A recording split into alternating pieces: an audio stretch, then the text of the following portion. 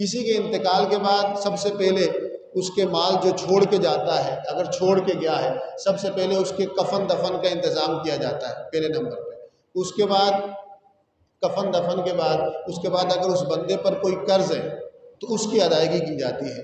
قرض کی ادائیگی کے بعد اگر مال بچ جائے اور اس بندے نے کوئی وصیت کی ہو غیر وارث کے لیے، بیٹے یا بیٹی کے لیے نہیں، جن کا حصہ قرآن نے مقرر کیا ہے اس کے لیے وصیت نہیں ہوتی، لا وصیت للوارث، جس وارث کا حصہ اللہ نے بیان کر دیا ہے اس کے لیے کوئی وصیت نہیں ہوگی۔ ایک بندہ کہے کہ میرے مرنے کے بعد میرے فلاں بیٹے کو 10 لاکھ دے دینا، فلاں بیٹے کو وہ بنگلہ دے دینا، ایسا نہیں ہوگا۔ کیوں کہ بیٹا بیٹی کا حصہ قرآن میں کیا کر دیا گیا ہے، مقرر کر دیا گیا ہے۔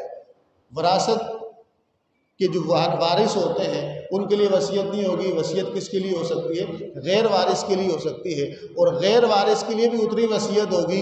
ایک بندے نے وصیت کی کہ میرے مرنے کے بعد مسجد بنا لینا، میرے مرنے کے بعد میرے مال سے فلاں غریب کو دے دینا، تو پورے مال سے نہیں ہوگی، بلکہ جو مال بچا ہے کفن دفن قرضے کی ادائیگی کے بعد اس مال کے 3 حصے ہوں گے۔ کتنے حصے ہوں گے؟ 2 حصے الگ کر کے تیسرے حصے سے اگر وہ وصیت پوری ہو سکتی ہے تو ٹھیک ہے، جتنی ہو سکتی ہے اتنی کر کے باقی 2 حصے ورثاء کے مابین کیا ہوں گے؟ تقسیم ہوں گے۔ کیا ہوں گے؟ تقسیم ہوں گے۔ اس کا ایک ذکر کیا گیا ہے، اگر ایک بندہ ہمارا اس کے اگر صرف بیٹا بیٹی ہیں، اولاد میں بیٹے بھی ہیں بیٹیاں بھی ہیں، تو بیٹے کو 2 ملیں گے اور بیٹی کو 1 حصہ ملے گا۔ اگر صرف ایک ہی بیٹی ہے اس کا حصہ نصف ہوگا۔ اگر ایک سے زیادہ بیٹی ہیں بیٹا نہیں ہے تو اس کو 2/3 ملے گا، یعنی مال کے 3 حصے کر کے، مال کے 3 حصے کر کے 2 حصے اس بیٹی کو ملیں گے۔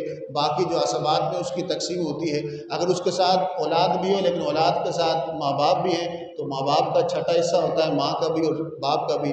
اگر ماں باپ ہیں اولاد نہیں، بہن صرف اور کوئی بھی صرف ماں باپ ہی ہیں، تو اس صورت میں ماں کو 3 اور 2 حصے، 1 حصہ ماں کو اور 2 حصہ باپ کو ملتا ہے۔ پھر اس کے ساتھ اگر کوئی کسی بندے کا انتقال ہوا، شوہر کا انتقال ہوا، اگر اس کی اولاد ہے تو بیوی کو شوہر سے کتنا حصہ ملے گا؟ اولاد کی موجودگی میں 8واں ملے گا، اولاد اگر موجود نہیں تو تب 4تھا حصہ ملے گا۔ اس طرح اگر شوہر کا تو یہ کس کا حصہ تھا؟ بیوی کا۔ بیوی کا انتقال ہوا، مال چھوڑ کے گئی، اولاد موجود ہے تو شوہر کو 4تھا حصہ ملے گا، اگر اولاد موجود نہیں تو شوہر کو نصف حصہ ملے گا۔ کیا ملے گا؟